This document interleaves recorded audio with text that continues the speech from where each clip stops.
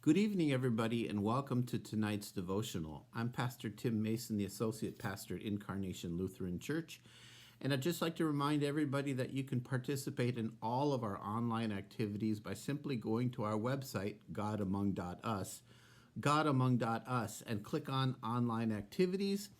And you can participate in worship, Bible studies, check in with me on Tuesdays at 2 o'clock, and many other things. And please, please, please share this information with your neighbors and your friends, because there's so many people out there who are lonely and could really use some words of hope.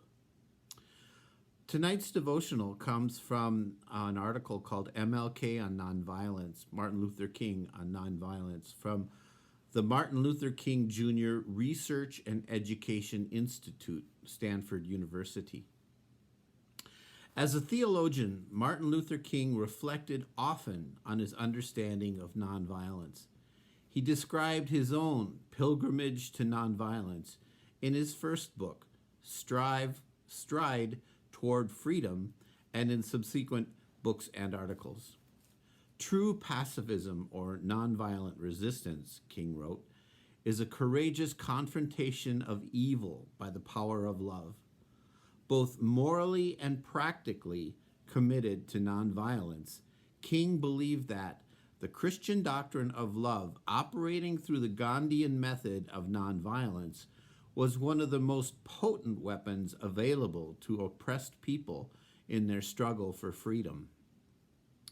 King was first introduced to the concept of nonviolence when he read Henry David Thoreau's essay on civil disobedience as a freshman at Morehouse College.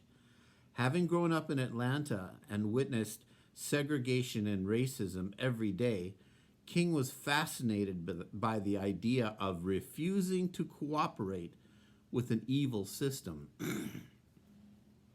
In 1950, as a student of Crozer Theological Seminary, King heard a talk by Dr. Mordecai Johnson, president of Howard University.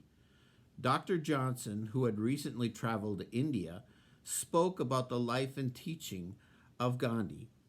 Gandhi, King later wrote, was the first person to transform Christian love into a powerful force for change. Gandhi's stress on love and nonviolence gave King the method for social reform that I have been seeking. While intellectually committed to nonviolence, King did not experience the power of nonviolent direct action firsthand until the start of the Montgomery bus boycott in 1955. During the boycott, King personally enacted Gandhian principles. With guidance from Black pacifist Bayard Rustin and Glenn Smiley of the Fellowship of Reconciliation, King eventually decided not to use armed bodyguards despite threats on his life, and reacted to violent experiences such as the bombing of his home with compassion. Through the practical experience of leading nonviolent protest, King came to understand how nonviolence could become a way of life, applicable in all situations. King called the principle of nonviolent resistance the guiding light of our movement. Christ furnished the spirit and motivation, while Gandhi furnished the method.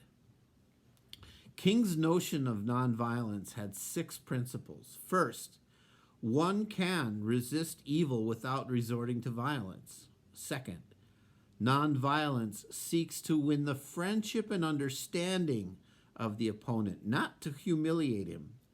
Third, evil itself, not the people committing evil acts, should be opposed. Fourth, those committed to nonviolence must be willing to suffer without retaliation, as suffering itself can be redemptive. Fifth, nonviolent resistance avoids external physical violence and internal violence of spirit as well. The nonviolent resistor not only refuses to shoot his opponent, but he also refuses to hate him. The resistor would be motivated by love in the sense of the Greek word agape, which means understanding or redeeming good for all humankind, according to King. The sixth principle is that the nonviolent resistor must have a deep faith in the future, stemming from the conviction that the universe is on the side of justice. During the years after the bus boycott, King grew increasingly committed to nonviolence. An India trip in 1959 helped him connect more intimately with Gandhi's legacy. King began to advocate nonviolence not just in a national sphere, but internationally as well. The potential destructiveness of modern weapons convinced King that the choice today is no longer between violence and nonviolence. It's either nonviolence or non-existence. After Black Power advocates such as Stokely Carmichael began to reject nonviolence, King lamented that some African Americans had lost hope and reaffirmed his own commitment to nonviolence. Occasionally in life, one develops a conviction so precious and meaningful that he will stand on it till the end. This is what I have found in nonviolence. He wrote in his 1967 book, Where Do We Go From Here? Chaos or Community? We maintain the hope while transforming the hate of traditional revolutions into positive nonviolent power. As long as the hope was fulfilled, there was little questioning of nonviolence. But when the hopes were blasted, when people came to see that in spite of progress, their conditions were still unsufferable, despair began to set in. Arguing that violent revolution was impractical in the context of a multiracial society, he concluded, darkness cannot drive out darkness. Only light can do that.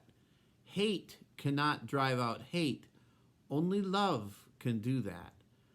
The beauty of nonviolence is that in its own way and in its own time, it seeks to break the chain reaction of evil.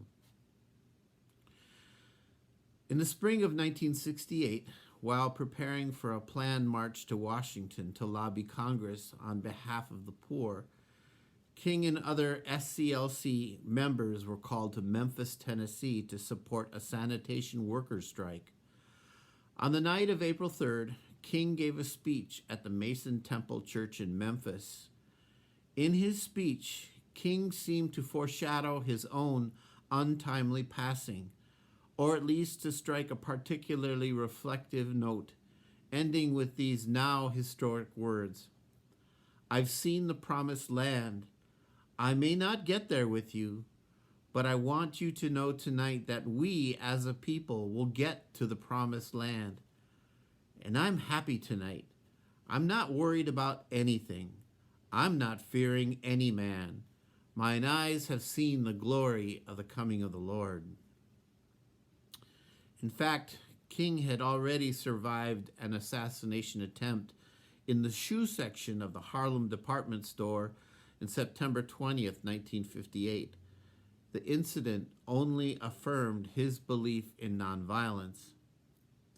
At 6:05 p.m. the following day, King was standing on the second-floor balcony of the Lorraine Motel in Memphis, where he and his associates were staying, when a sniper's bullet struck him in the neck. He was rushed to a hospital where he was pronounced dead about an hour later at the age of 39. In closing, a peace prayer by Martin Luther King Jr. God grant that we wage the struggle with dignity and discipline. May all who suffer oppression in this world reject the self-defeating method of retaliatory violence and choose the method that seeks to redeem. Amen. And Jesus said, Blessed are the peacemakers, for they shall be called the children of God. Have a good evening.